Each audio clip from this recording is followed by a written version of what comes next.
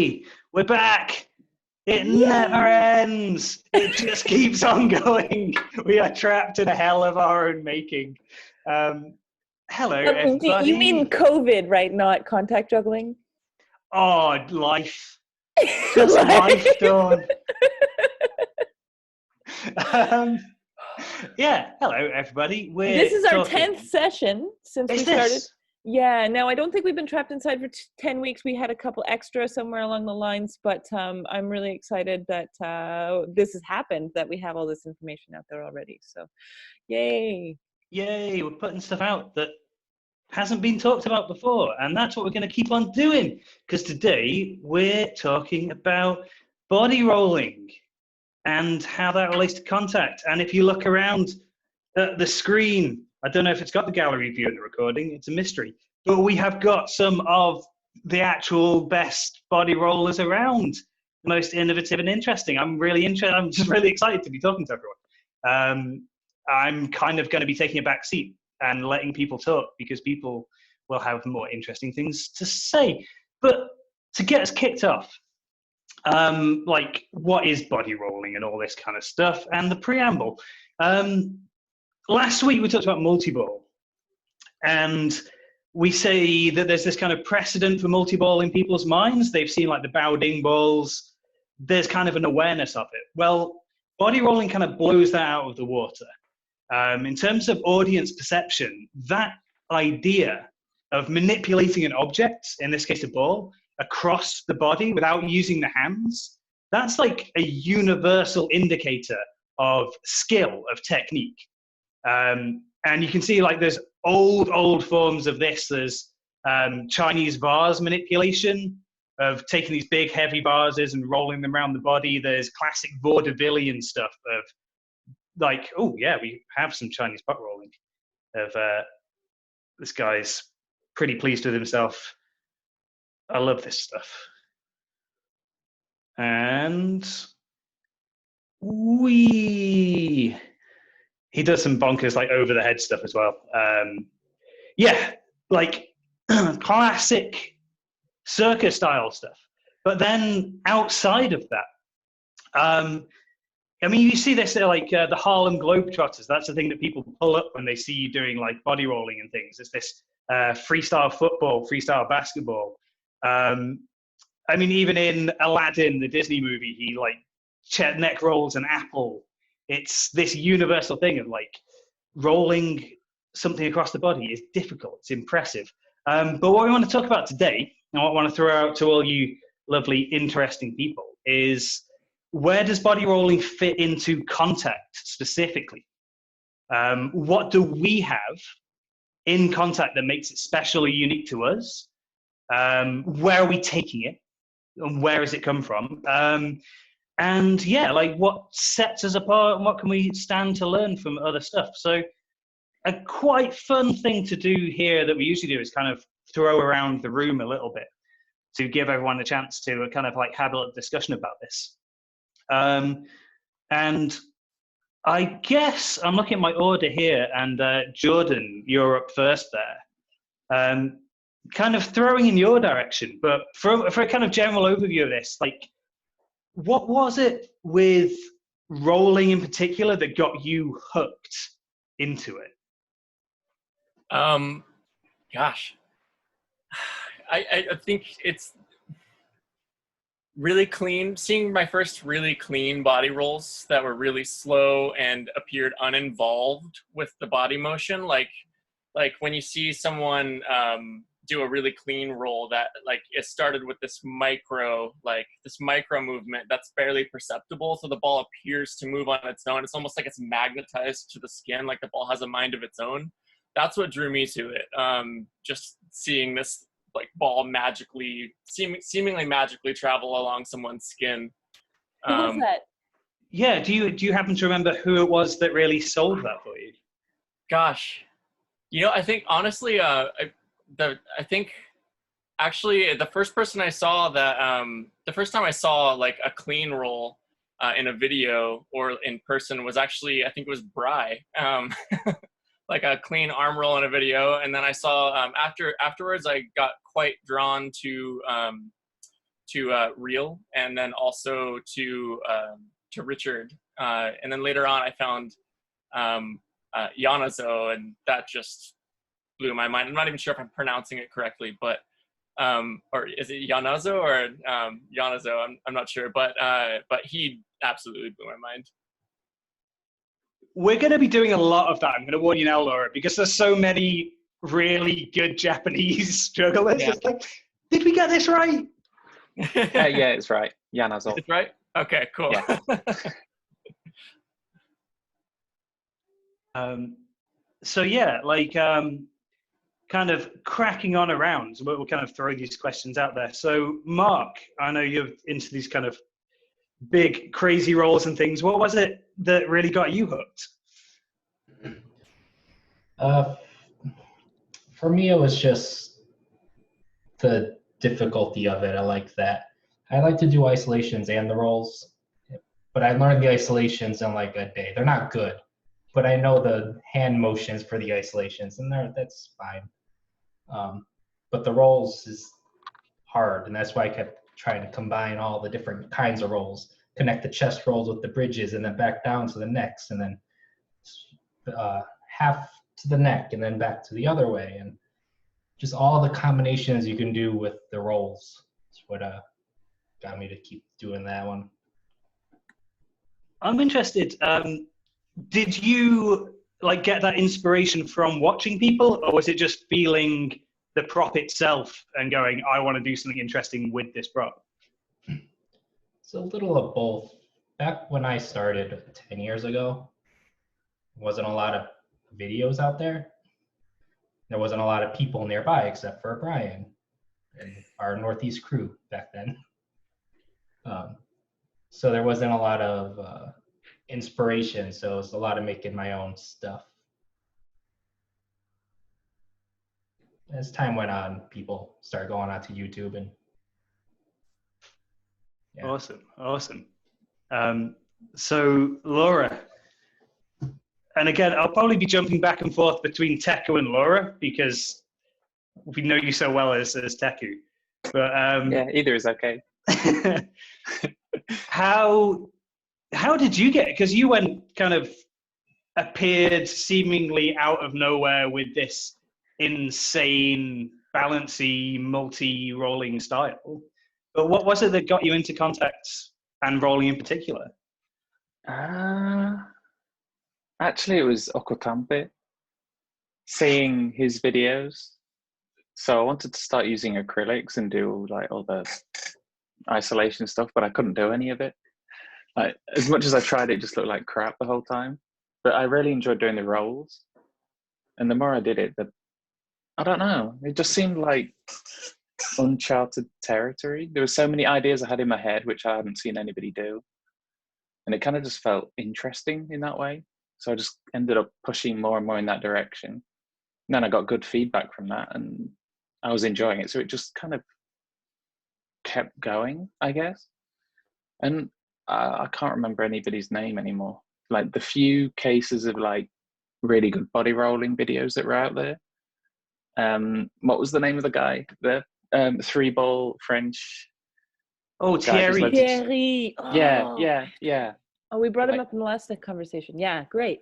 Yeah, him and one more guy who stopped juggling because he like injured his back or something. He did like one ball like over the head. That was Stickman. Stickman, yeah.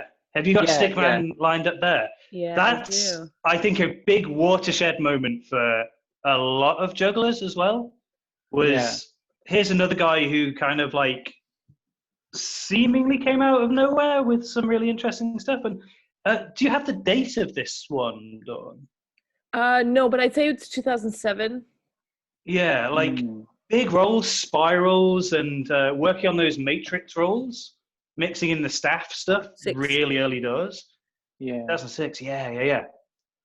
So he was like really ahead of his time, I think. Like there wasn't really anybody else doing all of this stuff. And he's doing it in like one long routine. It's like each thing is like a minute long or something. So to be that consistent, I just thought was nuts. Yeah, I think that this video in particular was super inspirational for a lot of people.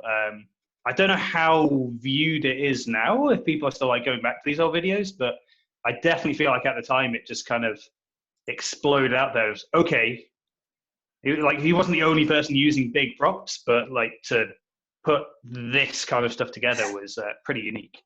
But and specifically the over the head rolls and the spirals, like, so Tony Duncan did an over the head roll in the IJA in 1994, which, you know, put some really good light on contact juggling, but there was very few people who were actually doing over the head stuff, and spirals were almost totally out of the game, and he really brought those in, where, like, Jordan, I'm sure that you must have been influenced by that work at the time, right? And that behind the head stuff, and then fire, which everybody, you know, is gonna love. But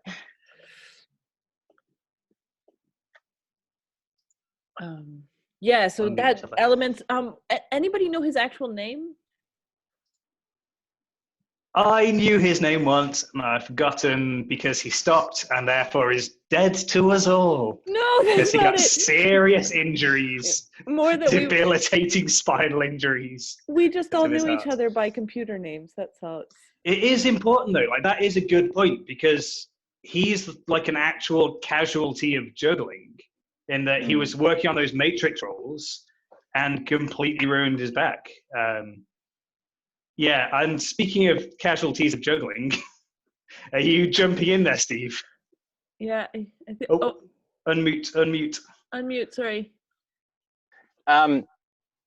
So some of you guys might have seen this story a while ago, but I burst 2 discs in my neck from juggling a bowling ball and 2 bowling pins consistently as training for my show. So if you do juggle heavy objects, only train until you can do it, and then just like don't train it every day, or else you'll kill yourself.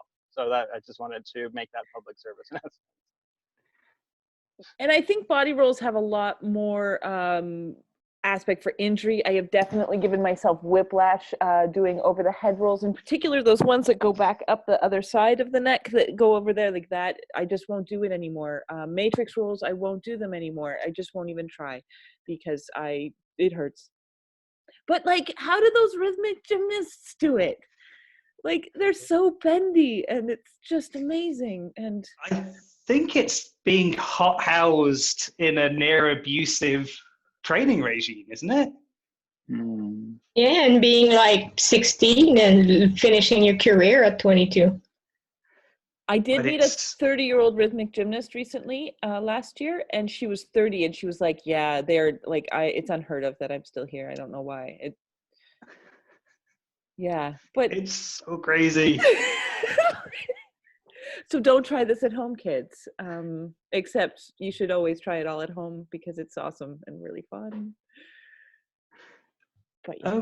We're keeping this kind of like introductions to how we came across this. Was someone jumping in there? I was going to throw across to you, Lisa. You're there. I don't know, Laura, were you finished saying what you wanted to share? Because it went into a stickman tangent. We're free and easy. We're jumping around. We've got ground to cover. Okay, then I don't know. Wait. For me. What? She was going to answer. There was just one thing I remembered. I had a friend who like really hurt their wrist and kind of was unable to juggle anymore from doing these the whole time. Really? I practiced them so hard for so long. I kind of got close to that because I was practicing like all the different variations and everything, and it puts a lot of strain on your wrist. So those as well. If you start to feel with stage ball as well. Yeah. Wow. I think that though my friend said that they did it every day, and even if it hurt, they kept going. It's a lot of that was probably tension in the wrists. That's bad. If it hurts, you should take a break. Yeah, right. But that person kind of ignored it. It's like, no, I want to get better, and then there's the couldn't do it anymore. Difference between an injury being once and being chronic. Yeah, basically. Jugglers are fairly persistent people as well, and repetition on the body. And like, there was a circus conference I went to, a guy who studies risk in circus, and he's like, circus is 100% injury. There is not a single person who comes out of a circus profession that is not injured. There are things that are more injurious, like aerials, you know, if you crash, you die. But even jugglers and everybody actually are pretty much always injured because of the repetition. So sad news, everybody. Don't injure yourself, but actually it's unavoidable. I mean, it is still pertinent to today's topic, like you said. I mean, it's even as much as, I think I mentioned it last week, of the guy who I saw chip his tooth doing a butterfly because he got distracted and smashed an acrylic into his face. And when I was learning behind the neck roll with the stage ball, I would stop it with the back of my jaw because it's nice. There's a nice easy spot there to just catch a ball. But then when you move up to like 120 millimeter acrylic, and then you just feel this resounding clock go through your entire body. So yeah, definitely. While we're talking about large acrylic balls and injury, Tom, I would love to hear like a quick snippet about your Great 100 video. The Great 100 video. I don't remember injuring anyone in that Great 100 video. Interesting bit of English language trivia is that 120 was an old term. An old term for that was a great 100. You had 100 and then you had a great 100. But there is a very good picture out there of Brian O'Connell being savaged by a stage ball, which is still on the internet if you look on the Ministry of Manipulation. I'll try and find that and I'll put it in the screen share because it's quite brutal. Yeah, those 120s don't mess around. That wasn't the yellow. I remember like with that time, it was 2010 when I was in Edinburgh, that I remember editing a photo of like Brian was doing a chest roll and I edited those with like angry teeth or something onto it. That wasn't the photo you're talking about, is it? Yeah. That's out there on the internet. Wait, that was you, Brian? There you Who are. else would it be, right? I'm going to put the link to that if I can find it. But while I'm doing that, I think we're going to keep going around and talking about like our kind of initial impressions here. Good. So, yeah, so Lisa, jump in. So I don't know. I've done a bit of everything. I don't know how to say it. I don't necessarily consider myself a buddy roller first. I do like buddy rolls. I think they're fun. They're just fun. It's like a child. I feel like a child doing it, basically. I'm not going for the big work or because it's difficult, and I'm not necessarily that stubborn about them. Probably why my buddy rolls are not very good. But I think for me, the main person that showed me that it could be really fun was Dawn, because she always looks so happy juggling, and that it got to me like that. Yay! I mean, that seems like a good segue across there. Yeah. Thanks. So I really like body rolls. So it does show that I like them, and it's actually the feeling. It's the feeling of the ball on my skin and rolling around, and just this like slight constant pressure. The technicality, like I can really relate to that as well. Like, how long can I make this? How far can I go? And I actually really enjoy dropping. It's kind of a weird thing, but it's a really inevitable part, and it's always a surprise. And I love that surprise about it, where I drop and it's like, oh, there it is. Every day is Christmas when you're throwing a ball at the ground. We should do a talk about drops. I think doing the drop discussion would be really good. Oh yeah, like what's your best drop? I'm sure people have some good stories. But yeah, so it's really about the feeling. That's really my thing. Tom, what about you? What do you like about it? You're floating around here. I guess, well, for me, it was, I was always isolation first and foremost coming in, because that was the people that I saw, the people that I was kind of, like the actual contact I'd seen in real life was very isolation based. And it was kind of around the time of in isolation, so that was what was going on. It was Colin Daniels. It was seeing his insanely clean rolls. Like, again, we've mentioned it a couple of times in these discussions, but in his De La War video, he does a bridge roll from here. So like from the cradle up to the bridge and down, and just everything's still apart from this movement. And yeah, and then talking to him in Berlin and kind of his ideas about there is kind of a form in contact, and it's this thing that you can try and attain, really spoke to me. And so, yeah, so I got, and also Nick as well. Nick doing so much with so little, like all of his gliding stuff, but his rolls are incredibly clean. He would do a chest roll, he would do like a couple of arm rolls, but always super precise and super nice. So that's what I really like. I really like kind of trying to understand a roll. What makes it good? How can we make it bigger? How can we make it longer? How can we make it slower?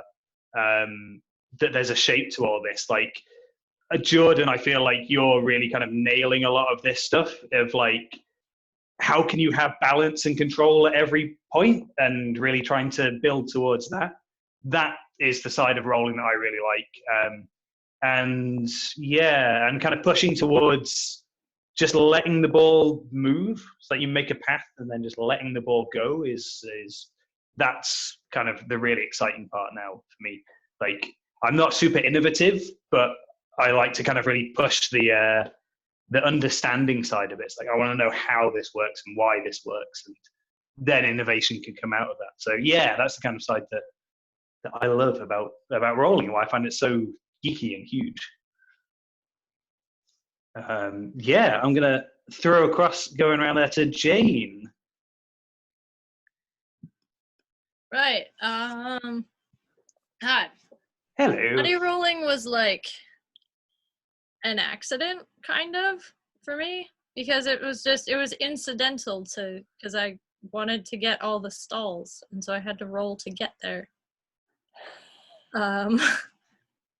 I mean, I guess I could have thrown the thing, but it was like, you know, when the dot is the goal, you have to draw a freaking line to it. So that was kind of what got me started on it. And also I started juggling because I was Greg's new girlfriend at the time. And so I was like, shit, everything Remy does, I need to be able to do. And that was like really toxic pressure, but I learned how to do it. And then I fell in love with it anyway, and was like, well, I want to do as many low rent RG tricks as I can. And that's when I got into the like pulling up to do the rolls. And that one was just magic, because you pull it from your hip, it rolls up this way, bounces out your shoulder and down the arm. And it was like, I did not physics. And was so pleased with myself about it that it really kept me like driven to find more ways to fuck around like that. That's amazing. Did you ever see MCP's draw a line and roll the ball act? Color Science. Oh my god, it's so good. She did that at my wedding, and she, at the time, she had gotten the thumb tip balance, so she went like from her thumb down into a roll, and I remember going, Jesus, she's crazy. He's crazy. That's the thing, and doing like the black line over the shoulders to do the staff one way with the ball the other way. Which, I mean, that might even be a thing that you can weigh in on a little bit, Steve, because I know you were kind of into the staff community at that time, but you watched the Stickman video, and I've kind of jumped into this a little bit as well. There's a lot of cross-pollination possible between those props. Right, well, when I was a young man, I lived up the street from Drew in Brixton, and Drew did Drew and Stick, which was arguably the first contact staff video. And I would go down to the juggling club and watch him just bang out these textbook perfect fishtails. And so Stick was the first prop that I really picked up. And at the time, there wasn't, MCP's like big wall chart of all the moves. It was just watching baton videos and trying to figure out what you could do with a giant death stick. And what I really enjoyed about that was kind of following the momentum of the staff. I would get into, what the flow state, as they call it these days. And I just really enjoyed that, letting this weight go and finding out where is it going to take me, what new path is going to open up. So I didn't really drill. I just kind of mucked around and developed a really weird style that was known as my Steve's Mutant Forearms, was my colloquial name. And because Drew did contact juggling as well, it just all mixed up in the clubs and stuff. You just sit around and make up crazy shenanigans. I don't do a huge amount of body rolling these days. I'm more because of magic and stuff. But yeah, that's my 2 cents. Awesome. I'm going to throw across to Greg there, because I think we're on a short time with you, so we're going to. And you're apparently massively influential, because people keep saying that it's your fault they're into contact. But yeah, I guess you kind of came in through the sphere play side. But yeah, what was it with the body rolling that kind of grabbed you, that gets you hooked? It was accessible in the beginning. I found so before I met anybody, I was juggling for about 2 years. And I had found this 5-inch metal sphere. Is it right here? Yeah, here it is. Found this 5-inch metal sphere on eBay for $10. It's worth noting that it's not one of those light ones that you normally find. It's heavy. Like, it's really nice. It's fallen off a house on concrete before with minimal damage. And I think this ball, while it's really slippery because it's like, it's metal, it just had a really great weight, and it had a really nice flow to body rolling. And at that time, I didn't really hang out with anybody as a contact juggler unless I was teaching them. It was just kind of something that I figured out on my own. And I was doing like 3-ball palm spins with multi-ball, but that was kind of the extent of it. Most of my creativity was through body rolling. And then as time went on, I kind of broke away from body rolling to focus on multi-ball for a little bit, but it was actually Teku's videos with his multi-sphere body rolling that really got me into it. And I started using 4-inch Mr. Babosh spheres for multi-ball just to have and train with them so I could cross-pollinate multi-ball into body rolling, and then it just kind of took off from there. And then I lived with Jordan, and we all seen what Jordan's done. Hard not to be inspired when you live with someone who can do those things. I mean, I got a lot of my initial inspiration from you, so it goes both ways, buddy. It does. Yeah, it's cyclical. Well, and I really think ball choice is a big deal. Oh, I'm sorry. Was that Laura that was talking? No. Okay, that was you. And just with ball choices, right? Like these, having Mellors gave me a 7.5-inch yellow body rolling ball, and that changed the game forever for me. And then we went to these were the only things that were available at the time, Renegade 5-inch balls, and these different types of balls can change the game. Like the Teku balls that came out of Japan with that lightweightness. Laura, were they the ones you were using in your kind of bigger videos? What did you settle on in the end? Hang on, there was 3. There was Deca balls, which I used first. Then there was something else which I've forgotten, and then these which I got somebody to make for me. Oh, for real? Kind of they're kind of more squishy, rubbery type things than most balls. What size are those ones? 125, I think, or maybe 128. Are they better for the steps? Yeah, I guess. I don't know. Whatever I'm using at the time, I kind of just get used to. So it doesn't really make a big difference. It was just, I kind of wanted something a little bit more grippy for rolling this sort of stuff. Do you have a name for that rolling? I would call it dynamic rolling, like dynamic balancing mixed with rolling, but like, I guess all rolling's dynamic, but like. I'll use that. I use dynamic rolling. That sounds good. Yeah. I never really had a name for it. It's all dynamic rolling. Yeah. I use feel that like now. there was so much stuff like coming out in your like little kind of research videos. It's like there's not time to put labels on this stuff. So can I just ask, actually, somebody messaged me the other day and was like, do you, specifically asking about where you got the black and white balls. How do you get these, like, did you get that made as well? Yeah, I got somebody to make those for me. Yeah. How do you get Rad somebody Factor, to make it was balls? It's a store called Rad Factor in Japan. I don't know if it still exists, actually. Rad Factor still putting stuff out. Yes. They have those shiny balls that Ben Clark gave me and you, I think, at the time. They're like glitter in them and that kind of thing. The Rad Factor, yeah, it's really nice ball. Yeah, they do really solid products. Yeah, I just had an idea and kind of lightly asked if he could make that sort of thing. And then one day, like a month later, he sent me a message saying, "Oh, I made them. Would you mind like paying this amount for them?" Oh, and that's it was amazing. like, all right. But I guess because these balls are just like made in halves, right? I guess. I don't know. I don't really know how they're made, but I guess he just got a white one and a black one and fused them together, or whatever it was he did to do it. But I don't have those balls anymore. I'm sad. I want to. Oh no. Oh no. For the record, Buddy the Ball was inspired by that video. The black and white. Yeah, the black and white video.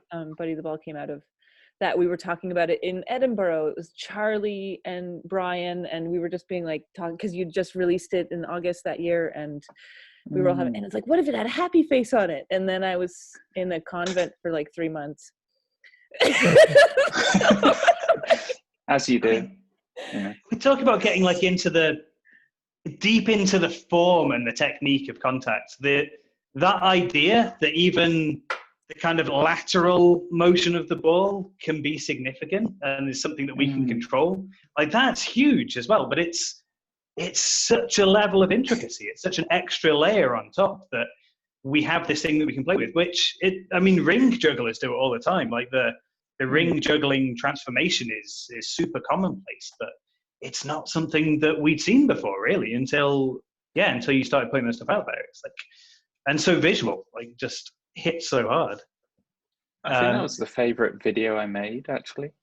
One of the last, that white and black one that I did in like a park somewhere. That was kind of my favorite video that I made, I think. That's awesome. Do we have a link to that one? Should we find a link to that one? Or if someone wants to grab that. I don't think we've got it lined up, but we can grab that. And we're going to open up a bit more. But I'm just going to throw across to you there as well, Craig, just before we move on to the next topic of, what it was that got you involved and into rolling.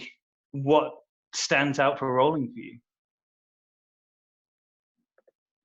Wait, who are you asking? Craig. Oh, Craig. But I can't hear him. We can't hear him. Oh, he's on. I have to unmute him. No, he was unmuted. Oh, he was. You're right. I think his problem with your sound. He doesn't have sound. Yeah, unfortunately. No. We'll roll back around. Just scream into the abyss, and if you're lucky, maybe we'll hear it, or it will stare back into you. So kind of opening up now that we're all kind of know where we came into this and where we kind of draw our inspirations from. Kind of feel free to throw your thoughts into this. A big thing that I wonder about body rolling is how much is the form and the technique important versus the kind of more internal feeling, the physical side of it. Like I know, we get some Janine as well. Janine, of course, being very form-based with that contact dance background. Just that her technique is here, and I felt like this was the space to throw this video in. just so clean, right? And creative, and at the time extremely innovative, informing a lot of us on different variations and possibilities for technical rolling. And being that kind of having that point of the playfulness as well at the same time, which again, like if you get so involved with the technical side, you can lose some of that playfulness. We did a whole kind of discussion about that, but I guess throwing out to the group, how important is technical? How important is just feeling the prop itself and letting it go? Depends on the country. It depends on the country. Yeah, it depends on the continent. That's It's a really bit of true. both. So profound. It's a bit of both. Can I throw my, so in isolation contact juggling, technique is, I would say, paramount, because without the illusion, you're just waving a ball around like a twat. Whereas with more the straight body rolling, obviously you have to be able to do it, but there's more to the rest of your body, like you're saying with like J9 and the Janine and the dance stuff. And yeah, because body rolling is connected to contact juggling like that, I think there's much more awareness of the subtleties than there would be in another discipline. And I think you can translate the subtleties from contact juggling into body rolling, but it's a balance between the joyfulness that you get, that laugh. You know, the laugh when you make a new trick and you're like, this is such a stupid trick, look at this. Like, to me, that's really the soul of juggling and stuff, is it's that happiness that I'm always chasing. And if you can let that energy inform the rest of your body movements while you're body rolling or anything else, then you're going to be, I think, looking better than if you're just like, do the thing, you know? Anyway, I'm just spraffing. So there you go. I talked. No, that's perfect. You can mute go, me now. Jordan, go ahead. I think for me, technique for me in the beginning, for everything that I like to do was super duper important. Like this idea of being able to control the ball at any point on the body and roll really slowly, be able to do it in an incredibly stationary position with minimal correction was super duper important. But over time, as I solidified that and started to grow into a style, if you will, rather than just a framework of tricks that I had put together in a certain way, I started to find that was hobbling me a bit. So I had to bring, I think there's a balance there. Certainly I had to start to bring some like bigger movement into what I was doing, become a little bit more playful, dance a little bit more with the ball, and also try to make the movements bigger now that I've got them stationary, you know, because at first I feel like my style looked pretty statuesque when I started out, and then I started to actually move and have a little more fun with it and explore, and that was super important too. So I think I don't know, like, do you still feel that really technical grounding that you did, does that inform what you're doing now?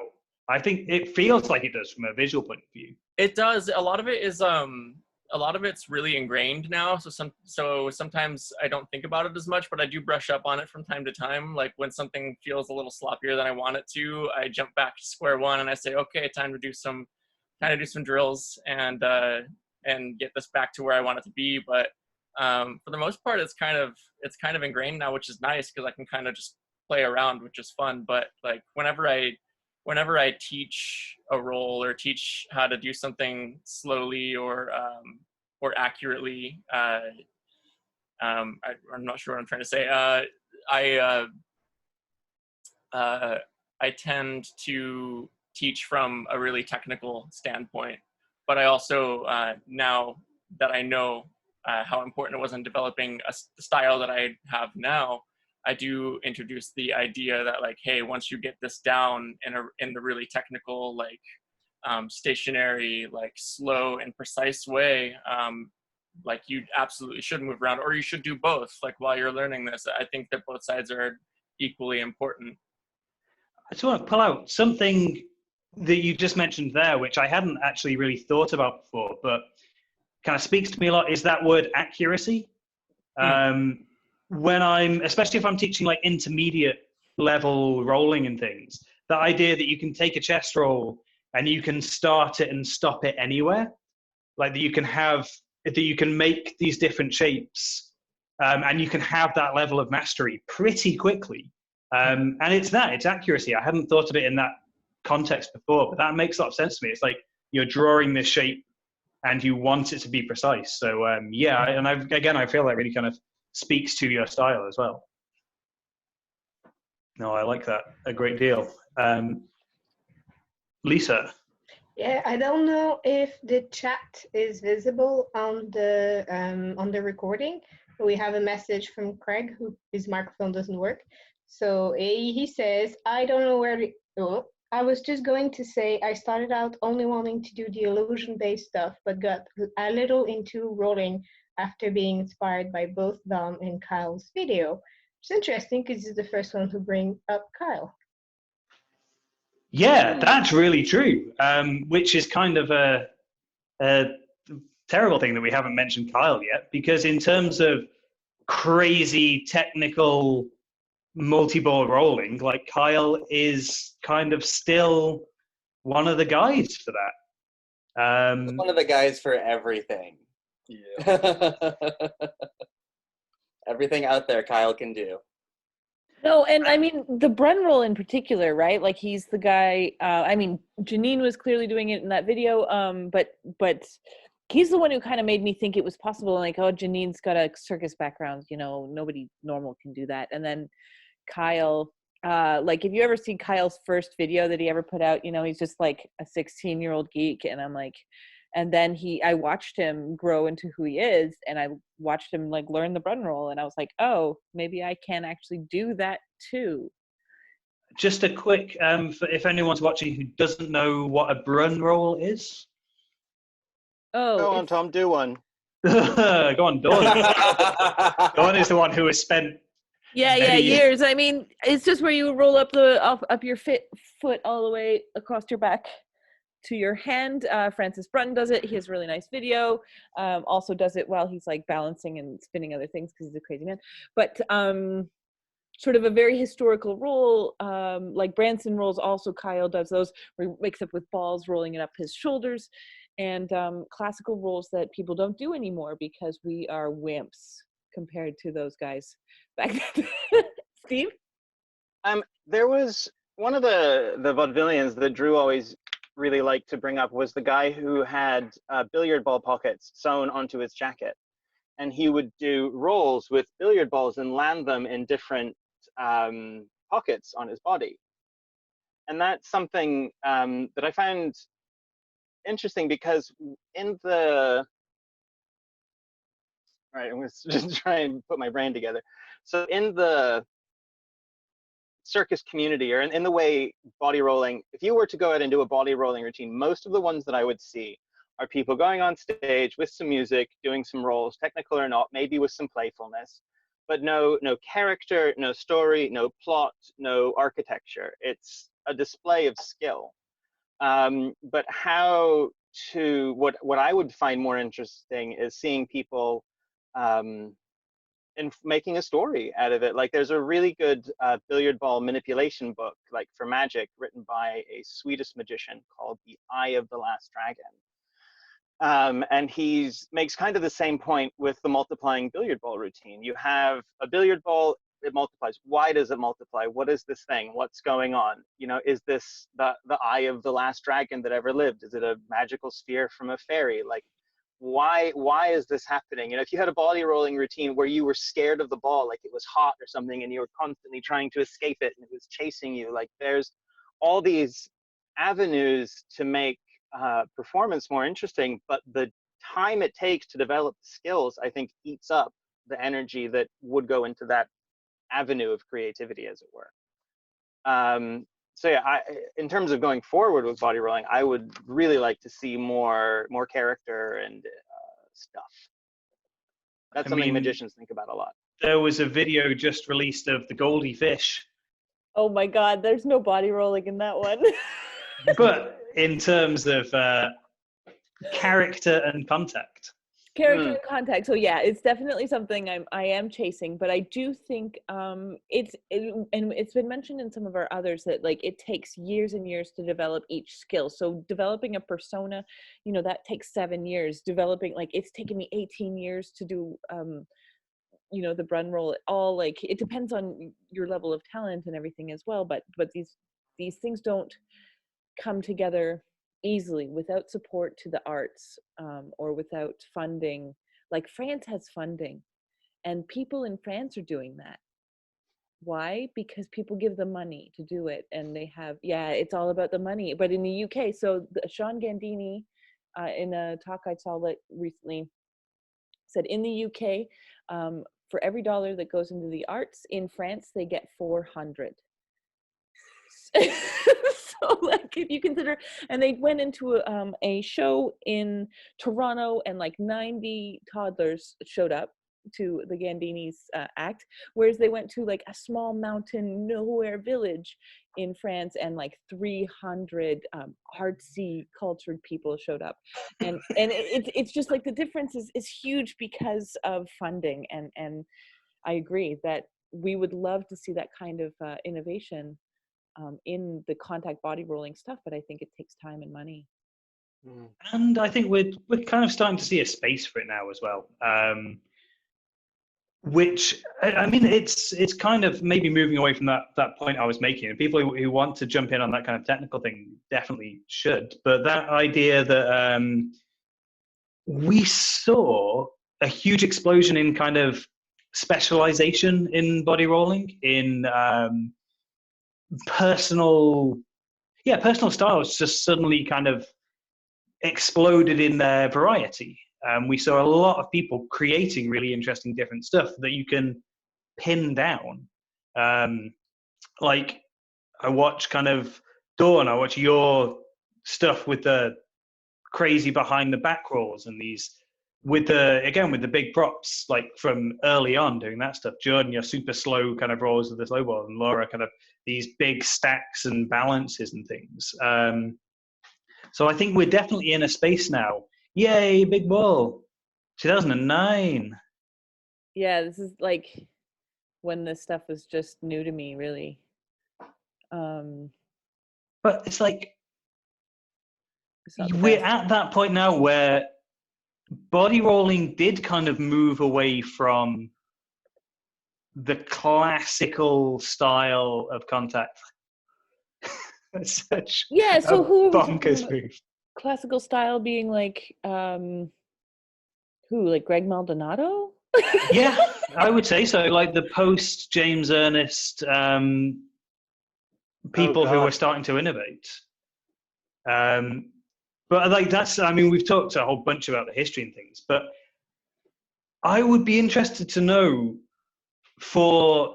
especially for people who have been pushing these styles, you guys kind of, I mean, everyone here has kind of pushed the boundaries in some way. Like, what is it that encourages you to push those boundaries? Like with you, Dawn, you have these kind of very kind of out there shapes, very different pathways. How do you go about developing that stuff? Well, there was a time where I was working at an Indian restaurant, and I would drink about 6 pots of chai while I worked, and then I'd get home at midnight. I would have nothing to do, and I would juggle my face off. And yeah, again, it was following the feeling of the ball. So there's a problem here. Almost everybody has it when they're learning behind the neck rolls, that it drops down, and that was just an accident. This roll here, and then slowly I started to try and shape it into the direction that I wanted, and I got that sort of back pass, and then eventually, I was like, can that go up? And you just sort of ask him more and more questions and dive deeper into the field, and I guess that's 2007 is about when videos started working on YouTube and people started posting, the Elements video, these people. So that interchange and that conversation, and I really feel like a lot of my innovation is just having a conversation with people, but in this physical movement where I'm like asking this question. I'm like, oh, can we do this? I'm like, oh, I can do this. What about you? Where can you bring this? And then people change it and it morphs. And I mean, it's really, my body rolling feels very interconnected to the community after that point. So interesting. Do you feel as this kind of style developed, did you get more regimented with it, or is it still now when you're creating stuff, is it still about the feeling? Yeah, it is still about the feeling. Like there's always like a rule or a question that I'm after, just to create a container in which to create within. But and a lot of it comes from mistakes, right? Just mistakes. Oh, that was funny, and this was it. And last year's exploration and this year's exploration is about clown and breath, and trying to find how that affects my body rolls. And what I've been realizing is really that calming down. Like I have ADHD and I'm kind of hyper, and a lot of my work has been really super fast. And calming down, taking a breath before each body roll, and how that actually like brings me deeper into that feeling and what that experience is, and it lasts longer, you know, the longer, slower body roll. Yeah. So, like I'm gonna throw across to you there, Jane, because I think you wanted to jump in on that. I swear this is kind of related to the working with the feeling of a move, and trying to tell a story within a piece, but it's that European abstract, like it just needs a beginning, a middle, and an end. And I did I participated in this director John Paul Zaccarini's PhD thing called Circotherapy, where he just decided to try to make Freud relevant. We won't go into that. But he offered counseling, basically, based on like 4 pieces that we were building during our second year portfolio project. And I built probably still my favorite piece ever out of that process. And it was about, well, part of it was about like doing something new and experiencing failure and embracing what failure sounded like in that particular context, and the noise of the ball hitting the floor and rolling away, and the noise of the chair moving in such a way. And it was really the first like piece where I actually, you know, had a feeling and danced it out. And I feel like that really showed up in how I made it work. So like picking a thing and really like leaning into, oh, does it make an awful sound? How can I make that awful sound be recognized as awful to me by somebody on the outside? Can I just say here? Sorry, go on. Yeah. That's just super relevant, and it's just that the body has its own voice, and I would say it's the emotional body, and it can really, if you allow it, if you give it space, if you surrender the constant chatterbrain, you can feel that emotional body. And it's like, as far, it is one of my like that's one of my motivations for contact juggling is healing mental health by listening to that body. Yeah. I was just going to say, kind of in relation to what you were saying there, Jane, what Ed was talking about in the isolation talk, about how spending so much time just being still, being aware of kind of everything and anything around him, and incorporating that into his kind of expression of contact, of dance, whether it's like the movement of trees or of birds or whatever it was, just drawing inspiration from being kind of present in that moment and like really translating that. That's what informed his kind of boundary pushing. Like he was pushing out into this very abstract form of isolation and dance, but it made sense. Like he had an internal language for it that he understood, and it came out of that stuff. I guess kind of keeping on this topic, Laura, would it be fair to say that you were more kind of methodical in your approach to this stuff? Yeah, what would I describe what I did. It was just like research, I think. It was just when the time I got into it, it felt like there was so much unexplored territory, and I just got really addicted to finding stuff. So I'd get an idea, and then I'd try and cover as many variations of it, and then probably in the process I'd get another idea. And it was just this constant. I was never really one to want to perform so much. Even if I did perform, it was more like a class presentation or something like that. Like here's a bunch of ideas and stuff like that. So you did a couple JCJCs. Yeah, I did like the JJF as well. I think you showed that video like on one of the other meetings you have. Like, I mean, your name has come up a few times, believe it or not. So yeah, it was just more like I just really enjoyed coming up with new ideas, and it just seemed like ideas just kept coming.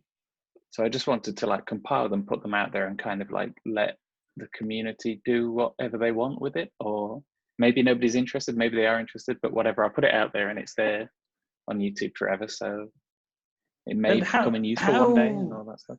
How like methodical was that? Were you kind of quite strict in I'm going to try these variations of this concept, or did you just kind of let it go and just play with it? I just played with it for the most part. I think I'd kind of like give myself, okay, the next video is going to be this theme. I've got this idea. So how many interesting things can I come up with? How can I like put this idea with something else and combine them? It was just that process over and over. And I guess what got me out of contact juggling for a while at least was just that I kind of ran out of ideas. And it's like I could learn like head rolls and matrix rolls and all that stuff, but I don't want to like destroy myself, and I don't enjoy them, so I'm just gonna like slip away for a while. But I've kind of been thinking recently I want to get back into it. So can I ask, clarify, the videos, making the videos was part of the inspiration? You're like, for the next video I'm going to do this theme. That's interesting. It kind of turned into inspiration in a sense. Like, okay, I made a video and people seem to like it, so maybe I could just keep going, and okay, I'll make another video. So what am I going to do this time? And it was just this. That's why I ended up making like so many videos. It's just like a never-ending. Sorry, I would like to say, still think that Salaryman is by far one of the best juggling videos that's ever graced YouTube. Like it's a video that I still will go back and watch. I mean, probably 3 to 5 times a year. Like, and it's something that I wish that more people had that scope for, you know, like production, but also content and creativity. Because it was just, you know, like starting off with just, you know, one ball, and then it like progresses all the way to the weird experimental club stuff. And I guess that's pseudo contact, but just absolutely incredible stuff. And I always found that super inspiring as well. Oh, thank you. Actually, when I made that video, I'd just started working in Japan and I hated it. So I was really like, I don't know, I was kind of having mentally kind of a bad period. So I kind of put all my energy into juggling, and that's why I could turn out like the amount of output is probably like how much stress I have in my life. Oh, which probably says I'm not that stressed anymore, so I'm not really outputting that much, but yeah, that was kind of like one of the low points, which is why it's like I go home, I've got so many ideas, I want to do so many different things. I don't know. Well, I should go back and watch that. It was kind of a long time ago. You should. Go inspire yourself by watching your own videos and get your own ideas. But I also understand, like, seeing yourself, like filming yourself at a low point in time in your life can be a really hard thing to look back on. But it is also a lot of those more down or depressive, or however you want to phrase it, moments create the best art. You know, it's the most pure. Like it is, like you were saying, it's like that escapist. Maybe not escapist is probably not the way to say. Processing, processing your emotions into something physical, which is just absolutely beautiful, absolutely astounding. I would love to see another 20-minute video from you. I kind of want to like. I was thinking over the weekend, like, because I'm going to take part in this, I should just like juggle a bit over the weekend and see how I feel. And it's like I kind of want to just spend a year like coming up with some new ideas and just make one big video, throw it out. Be like, hey, Oh my god, I'm yeah, still alive. like it's needed. It's needed. That kick of creativity would be incredible. It's kind of an interesting. Sorry. Oh no, like just in terms of that, it's interesting what you said. You've fired that little part of my brain off again of like, I haven't thought of that before. That I'm talking about people who juggle because they want it to look perfect. People who juggle because they want it to feel expressive or to feel fun. But then you're talking about juggling because you want to create and you want to have these variations of creations. I hadn't even really thought of that as an option. I don't know what the best word. It can sound pompous saying it like this, but like a researcher or something, like a body rolling researcher or something. Like I'm not really one to present it all that well. I'm not the smoothest juggler or anything like that. But it's like I just wanted to output as much as stuff as possible for other people. That was kind of my motivation, I think. And that clarity of idea, that like doing variations on one subject. It's very toss juggling as well, because the number of times I'd be at conventions doing contact and someone would be like, oh, you do contact, that's interesting. But have you seen Teku's videos? And it's like, yeah. Oh, it's like amongst toss jugglers, it is that clarity of like, we're going to do these variations. It's that kind of Wes Peden taking an idea and then looking at it from every angle and kind of rinsing all these things out. I was inspired by Wes Peden a lot, actually, and like Jay Gilligan and that kind of like research type of did the whole RDL thing. I guess MCP kind of did something with that as well, with the double rings. Yeah, and that was another little thing which I think is quite interesting in terms of how, even maybe slightly ahead of the curve we're talking here, but MCP definitely, because Mike was like super ahead of the curve in this, of releasing like those short videos, those vlogs. Oh yeah, and the balances, geeky, ridiculous balances. That was all he did for contact. It was like, oh yeah, I don't do any content, I do this. I heard that one video came out, and sorry. I'll just jump into the MCP thing. I think it was Brian O'Connell that mentioned that Mike learned the thumb stall just to upset all the other contact jugglers. He's a contrary sort. That's something that blew my mind. I saw that video and there was all these different finger stall variations. And then there was just this whole period of time after where nobody was doing those tricks. It was just like, it was out there and then that was it. And when I saw that, it was like, that's a whole like another world that could be looked into. And that's why it was MCP's videos that got me into doing all those tricks. Because I didn't even think that was interesting. a thing. Yeah. And that was purely to spite us. That was to say, look at this incredibly difficult thing that I can do that you can't, and I'm not even a contact juggler.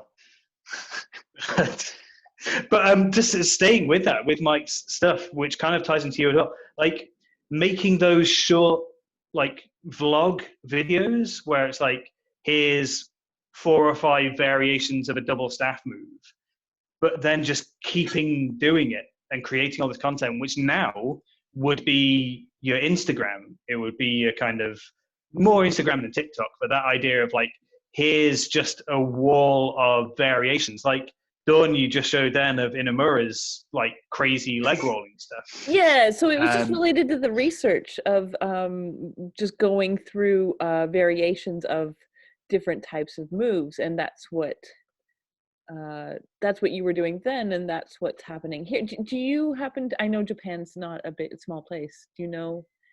Yeah. He's in Tokyo. I knew him for a while when he kind of first started, and then he got really, really obsessed with like getting good. He's doing a butterfly with his knee. The neofly. A neofly. It's beautiful.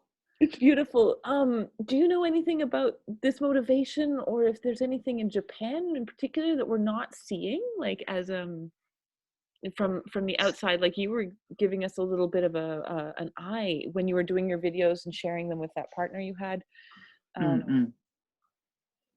I think he wanted to get better than me because I knew him quite well, and he really wanted to get good, and he wanted to like learn all my tricks. And he could do 4 ball chest rolls better than I can. I could never run them for a long time, but he could do like 100 or something, he said. And I believe him because he was really good at toss juggling as well. Yeah. So like I think, yeah. Like you're saying, this guy is just putting stuff out there, and like, no, it's just it, and nobody else is touching it because it's so hard. It's another thing about the Japan side is it's kind of more of a sport juggling type. I don't know if you call it sport juggling. There's a lot of artistic jugglers as well, but especially him for like the JJF, which is kind of like a sports juggling kind of competition, I guess you'd say, or just like how many crazy tricks can you fit into a routine? It's like that type of event. So a lot of jugglers aim towards that, being like crazy and original. It's kind of like this mix of both.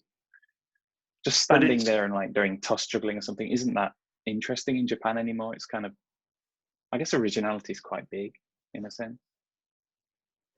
And is that kind of quite open to other disciplines? Or is there less of a division between contact and toss over there? Yeah, I think there's quite a mix. I've been in Japan most of the time, so I don't really know what like Europe's like so much anymore, but it's terrible. Like stylish. That's why we're recording late tonight, so that we can finally get rid of the Europeans. It's like stylish 3-ball juggling was kind of the main thing here, I think, and some of that includes like body rolls and that sort of thing. I should try and think of some videos to show everybody if there is anything I can think of. The person that I teamed together with, I think the last contact video I did was like me and another person doing kind of like toss, contact, mix stuff. That guy was really good at mixing both, like doing leg rolls while in the middle of a pattern and stuff like that. There's kind of a lot of hybrid stuff in Japan, I think. Which is definitely has been a big thing in Europe coming through, like kind of going way back, like Thierry, Adrian Mondo, like these guys doing really interesting combination stuff. Liam Wilson and his insane like mix of all of this is just, with the clowning as well, it's just absolutely masterful. But yeah, again, feels very different. Like I don't know if it was a particular scene or a crowd, but like the Komai and his kind of daggling and things. Daggle crew. Yeah, no. I mean, there is that thing. I did this Circus and Its Others conference in Quebec last year, and it's really the theme right now is originality in circus as a whole. It's like how to differentiate yourself as an artist, how to differentiate yourself to marketing and this kind of thing. So, but I feel like in Japan, it's a different sort of motivation, that it's for fun. But I don't know. I'm not there. I'm just a little bit aware that we're rolling up kind of on our self-imposed time limit, but there's obviously after we finish recording, we keep chatting if anyone wants to hang around. But I'm interested in dream roles. We talk about this sometimes, of like the what they were and what they are now. Like, what was it that you thought was completely impossible and would never happen, but now it's just a thing that you can do or that you see people do on the regular? And what are those kind of desired dream goals, those roles which are like, one day that will be mine? And yeah, feel free to jump in. Steve's waving away down there. He might need help, or he might want to talk. Oh, does he need help? Oh, he doesn't. Gark. Okay, sorry. That's okay. Being attacked. so this is stuff that's been in my head for a long time, and I've been working on this fusing of like actual magic and contact juggling and performance and movement and blah blah blah blah blah. What I want to see, and this kind of ties in to the gimmicks versus skill, is there's a point that skill ends and you have to be devious and use a gimmick. So what I want to do is to do a chest roll and then have it actually float off of me, so in the air. So you've got a mixture, so you've got something that's difficult and possible and then completely impossible. The method for doing this is using something called black art, which is where you have black on black is invisible. And if you have a light just going straight down, basically, you can hide a lot of things. So what I would probably do is do a chest roll and then have a connection where the ball then goes onto a black rod that's behind it, that's then manipulated by somebody else. And this idea of making the ball actually float in the air. You know, palm circles, isolations, everything makes it look like it's floating, but when you actually make it float, that's my kind of dream. So yeah, that's my 2 cents. No, that's really interesting. That like, yeah, that final actual magical moment, because that's, and again, that's what people take away, and they'll remember then the entire routine that the ball never actually touched your body. When they're recounting it later, they'll be telling people that it just floated all around and was floating in space, because that's how these stories go. Jordan, Yeah, you're exactly. throwing over to you there. One of the things that I've really wanted to see, and I've really wanted to get myself, and maybe I will one day, who knows, is this this concept of like being able to really convincingly rewind your movement. Like, I would really love to be able to look exactly like I'm going in reverse of what I just did. I think that would be a really cool, like, sort of gimmick, but also extremely skillful, like, presentation of body rolling. I'd love to get there. I can do some moves convincingly enough, but it's also like, you have to remember, it's everything. It's like it's the way you move your head. It's like blinking, like. You need to spend some time with Bishop. You need to get across to Berlin, and you just need to absorb all of that, because I'd love to. that speed control, it's what your rolling is about already, and yeah. Is Bishop the slow motion guy? Aragon Boulanger, yeah. French. I saw him at the EJC in Svenborg. Blew my mind. Whole tent exploded. It was nuts. That's definitely another name that comes up frequently as a thing that's like, that is what it should look like. Were you adjusting the camera there? Were you diving in? I just wanted to say that my dream roll is the snowman roll split. So one goes down my leg and one goes down my arm, and just and for the Brun roll as well, like behind my back, and a lot of that inspired again by Laura. All of the pushing of the snowman rolls, but it's so hard. Did you get that on camera once, that split? I did get once. Yeah, I did get it once. It's super, super hard, but I got it when I was training super hard, like 6 hours a day in France. But I don't have that time now. Does anyone else have any... Go on, are you jumping in there, Laura? Yeah, go ahead. There's... what was his name? Does anybody remember Nebulous? Nebulous, no. I can't remember. He had another name. His video was called Open Wide. He did all the like weird spiral stuff. Oh, Luminous Fractal? Luminous Fractal, maybe? Luminous Fractal is the... Yeah. Rings a bell. Yeah. So his name is Ben McKay? Yeah. His style of... I guess he did use his hands to a degree, but just that constant, like, using spirals and keeping the ball constantly moving without like stopping here. That whole style I thought was like I never really saw anybody else that flowy, I guess. I think for spirals, like, because it was something that I avoided for a long time. I didn't really like them because they often feel very out of control when I see people doing them, even that Stickman video. Yeah. Jordan, I feel like you land them really well because there's that in between. There's that rolling up to the jackknife before you move on. That part is so important. And so many people just miss that step.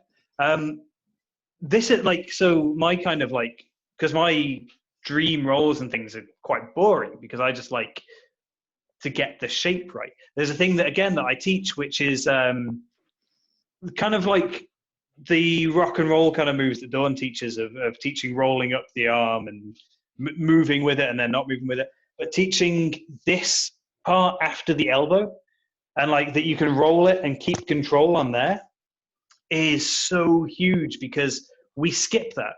When we're teaching, we so like, or when we're learning, we go straight to elbow stall into chest roll. And we never teach that there's all this space up here that you can actually get huge kind of mastery over and control over. And once you've got that, like your bridge rolls get bigger, your neck rolls get so much easier because all you need to do is get it to there and then you know how to control it.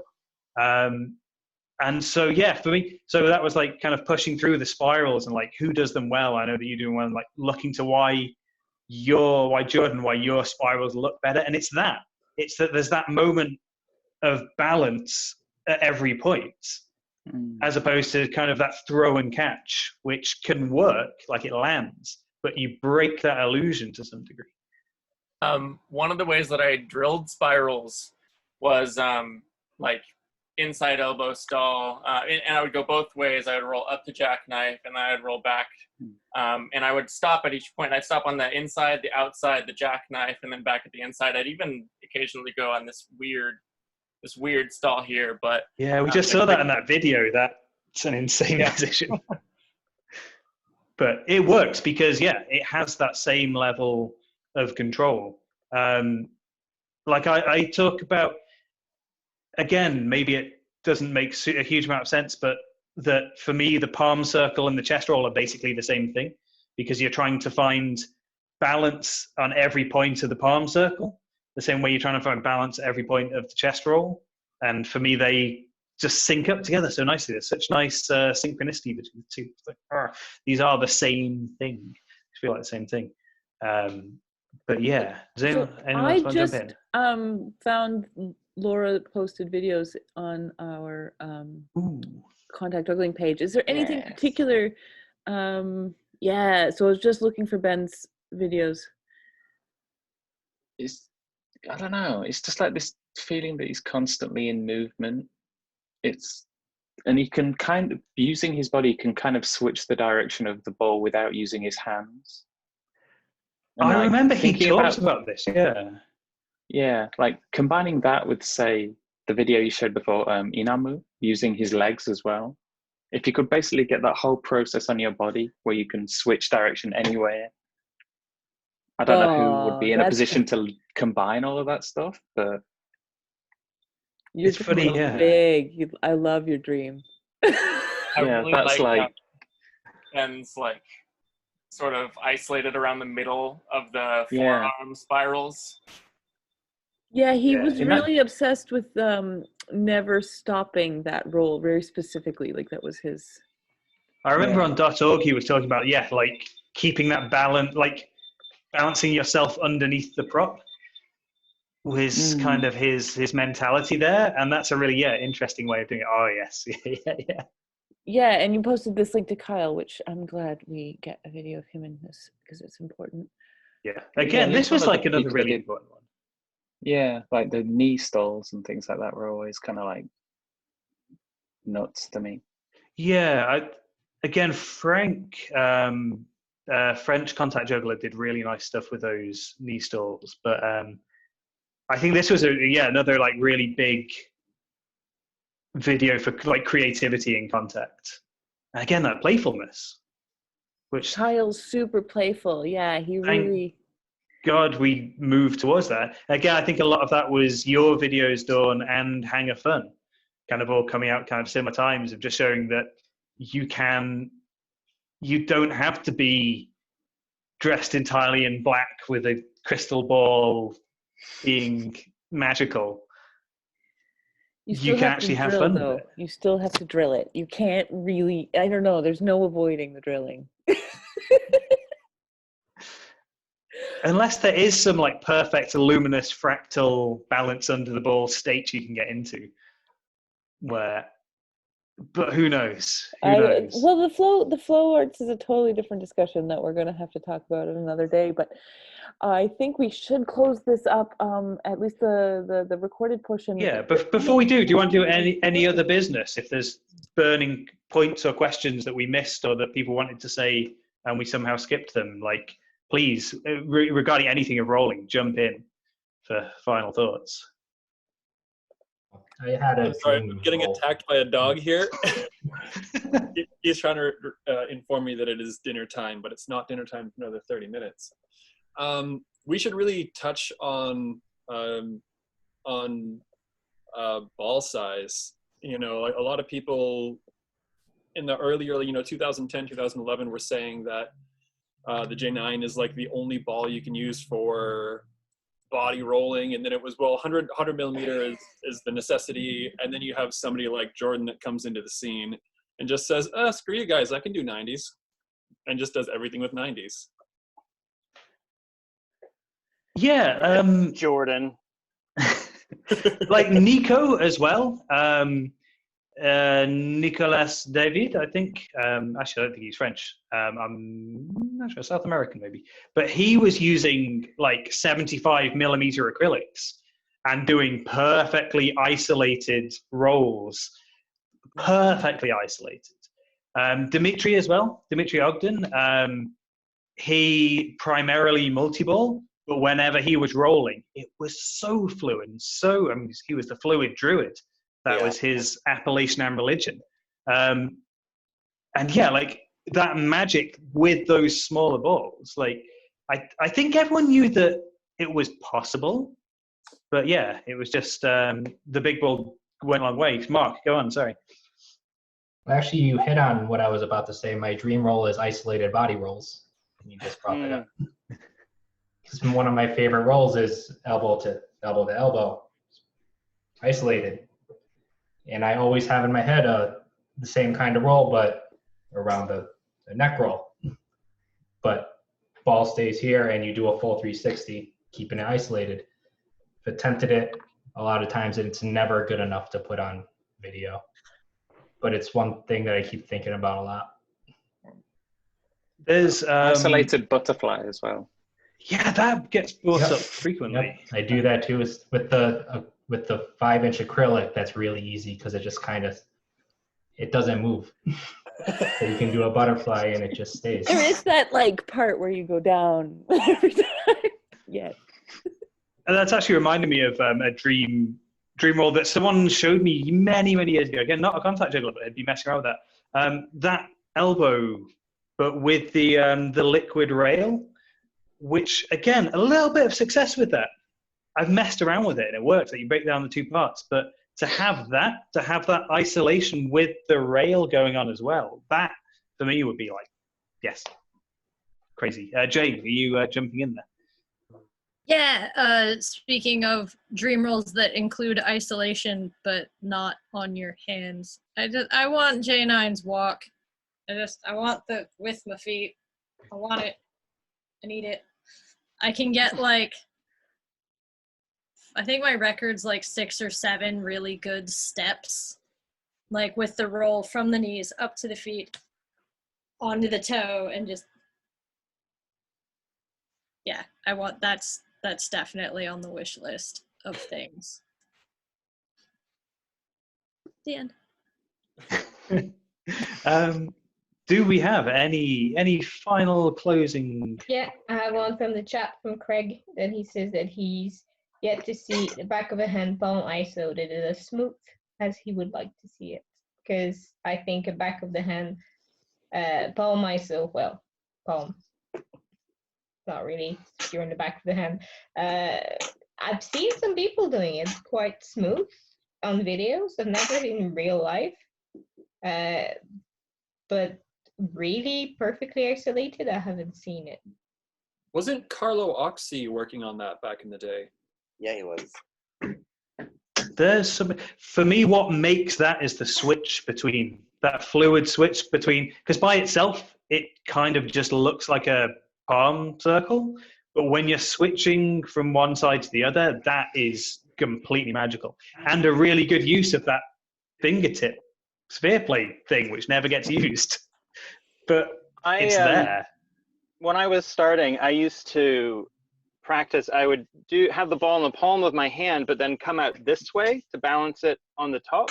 And that was a really fun move to play with, that momentum coming up and then getting into that balance on the top. But I never did the isolation. Interestingly, Matt Henham does all of his palm circles backwards because fuck you, that's why. So no one's mentioned Bruno here and the footwalk. Also his ability to do full rock and rolls and almost butterflies with his feet is something to be admired as well. And also that he, is named for the bridge for some reason. He was credited because he had the like bridges were a thing kind of, but he had the one that started down here. Which again, that's another nice thing for. Oh, I've become echoey again. I'm in a cave. That starting rolls from below and using that momentum. I learned last week not to juggle near my laptop, or else I have to reset it. I learned that the hard way. But yeah, so that was kind of why Bruno got credited with that, because he had this full motion from down below to above. Yeah, super, like, what's the word? Inspirational, but like influential early doors for interesting rolling was Bruno. And even like watching his recent stuff, it feels like that old school style, but just so well done and so precise. It's yeah, he's real good. Yay. All right. Well, that seems like a really nice cutting point to cut off the video here. I want to thank you all for joining us. This has been really wonderful. And I don't know if you guys are opening up, and we haven't really talked about what we want to do after this ends. And if you guys have any thoughts on joining us or trying to lead these discussions, or any topics you want us to share, anything at all, please shoot it to us. This is not for Tom and I, this is for the community. So join us in any way you can. Yeah, to mirror that, thank you everybody for showing up. We're slightly later today, but I'm really happy that everyone made it. And yeah, it's just been a really good discussion. Thanks to Laura for showing up from Japan. That's great. And Steve, I'm so glad you guys, we had to sacrifice the Europeans, but we're I'm happy sorry. you're here. Had to sacrifice a whole continent just for me. But we've got some Antipodean representation too, so. Exactly. But yeah, thank you for changing the time as well. Yeah, I can't wake up at 4 a.m. Please make that video. We really want to see it. Yeah, I speak for. I think I'm going to come back to contact juggling. I've been doing it a few days and the itch is back. Come back to us. Come back, one of us. Okay, thanks everybody. Have a great evening. Okay. Thank you.